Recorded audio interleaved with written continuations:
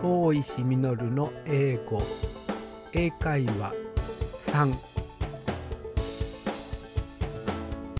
Lesson 11 Herpes Simplex Encephalitis Skit 1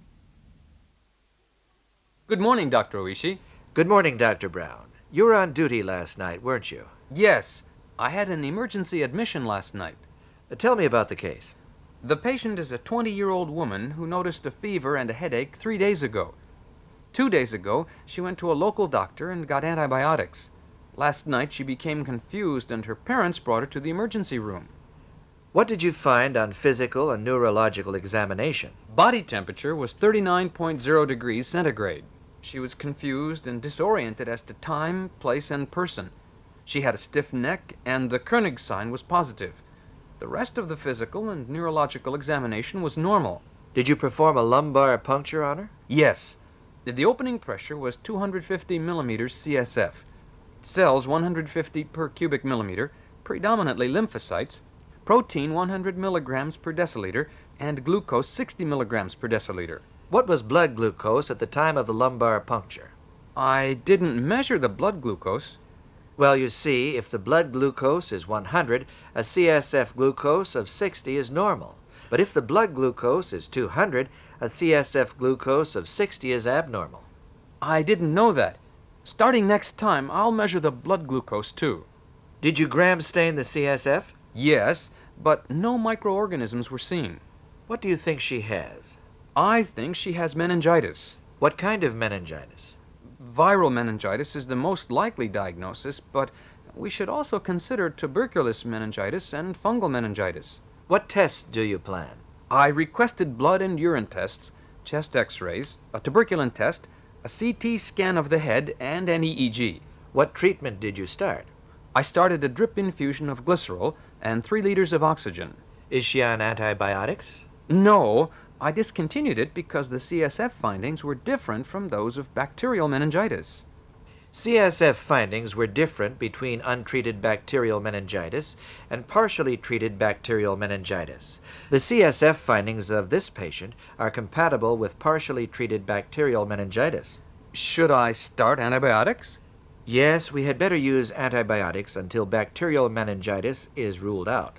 What is your impression? My impression is herpes simplex encephalitis. In order to confirm the diagnosis, we need to measure the viral antibody titers in the serum and the CSF.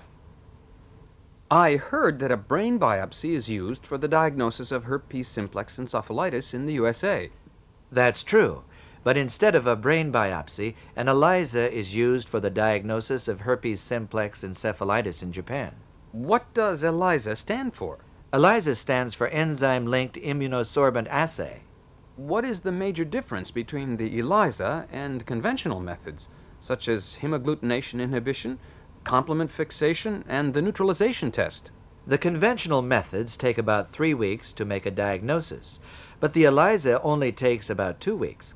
Do we have to wait for 2 weeks to make a diagnosis? No. Viral antibody titers are for confirming the diagnosis. A presumptive diagnosis can be made by symptoms and signs, CSF findings, a CT scan, and an EEG. I'll get a CT scan and an EEG as soon as possible. When you get the results of those tests, let's discuss this case again. Skit 2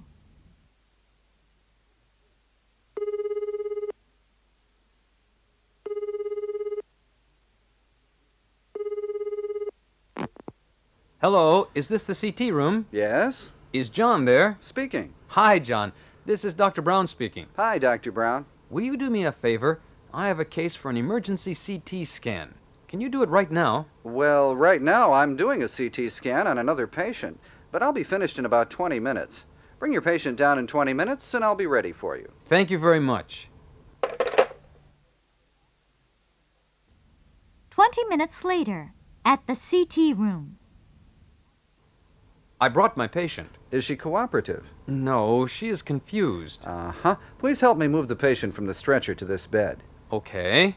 Can she stay still? No, I think she needs sedation. I'll inject diazepam. Thanks. That'll let us get a good scan. Skit 3. I got the CT scan of the head and the EEG. Let's see the CT scan first. The plain CT scan shows a low-density area in the right temporal lobe. The enhanced CT scan shows a linear enhancement in the right temporal lobe. I agree with you. What do you think from this CT scan? This suggests herpes simplex encephalitis, but is also compatible with cerebral infarction. Does she have any cardiac murmur or high erythrocyte sedimentation rate? No, she doesn't have any risk factors for cerebral infarction. All right, now let's see the EEG.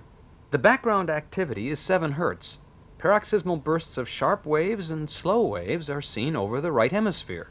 Yes, these are called periodic lateralized elliptiform discharges and are seen in herpes simplex encephalitis and in cerebral infarction.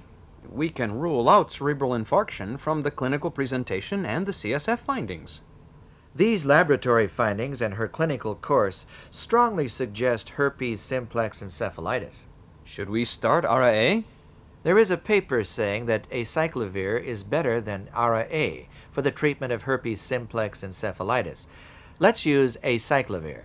I see. Thank you for the discussion.